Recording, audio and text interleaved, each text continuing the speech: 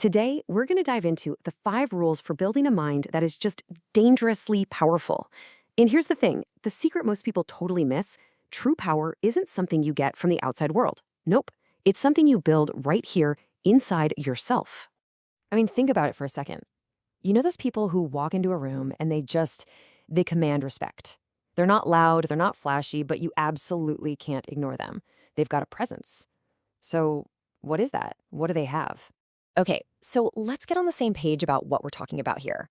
This is not about being physically strong or having some fancy job title. Real, lasting power, it's not about your muscles, your status, or being the loudest one in the room. It is about mind control, self-control, and knowing when to use the strategic power of silence. And that brings us to the first rule, which is, honestly, the foundation for everything else. If you want to build a powerful mind, you have to start right here. You must learn to control your reactions.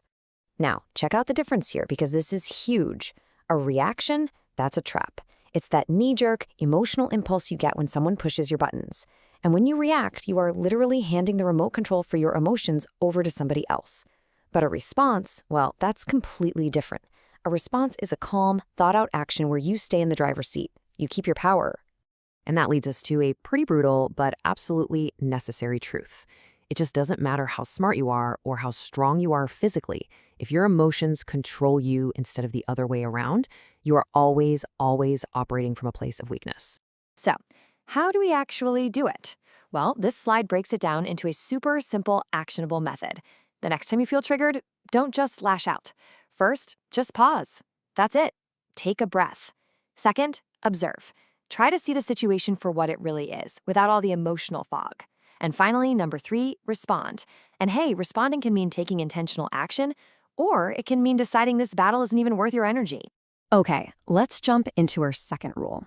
This one is all about how you deal with setbacks. See, a powerful mind doesn't just try to avoid failure. It actually learns how to win from defeat. And you can see the 2 paths so clearly on this slide. The weak mindset, it goes straight to blaming other people, making excuses, and, eventually just quitting. But the powerful mindset, it does the exact opposite.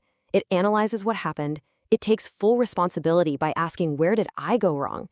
And, this is the most important part, it hunts for the hidden lesson in every single setback. This right here is the whole game.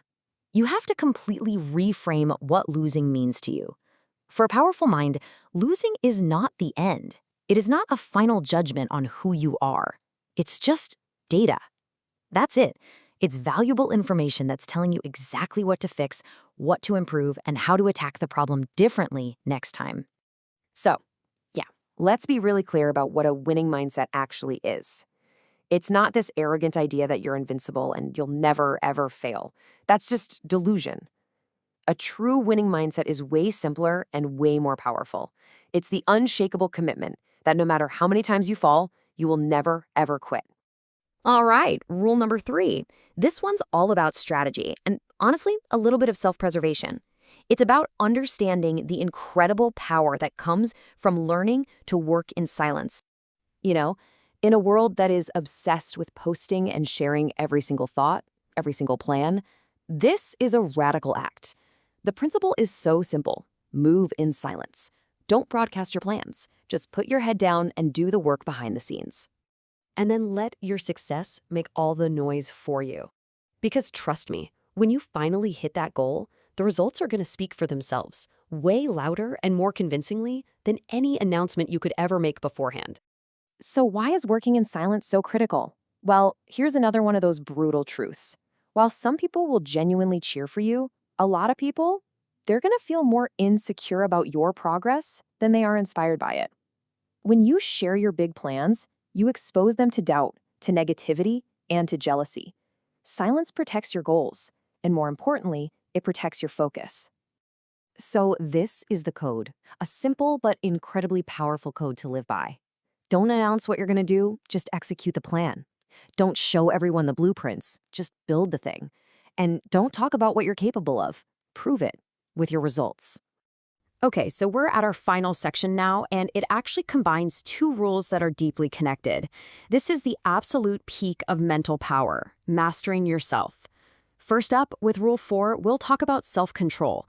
That's winning the battle against your own impulses. Then, with Rule 5, we'll get into discipline, the system you build to make those wins last. Look at this table. Every single day, you are faced with this exact choice. The weak mindset, it chooses what feels good right now, that temporary pleasure of scrolling on your phone or putting things off.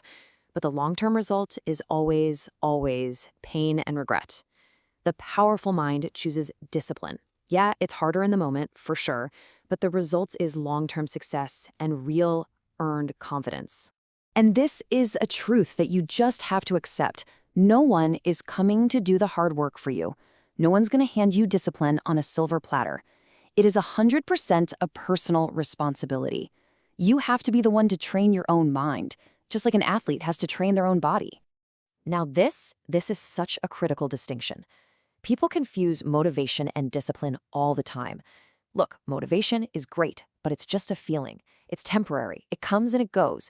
Discipline is a system. It's permanent. Motivation waits for you to be in the right mood. Discipline creates the right habits so your mood doesn't even matter. Motivation might get you to start the race, but it's only discipline that will carry you across that finish line.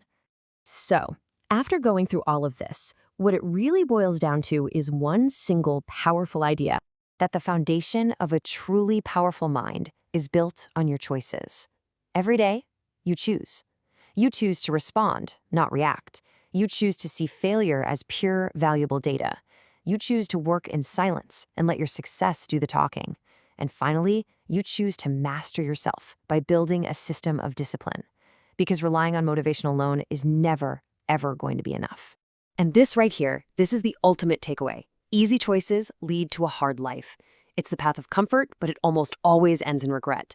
But making the hard choices, the disciplined choices, that is what builds an easier, more successful life in the long run.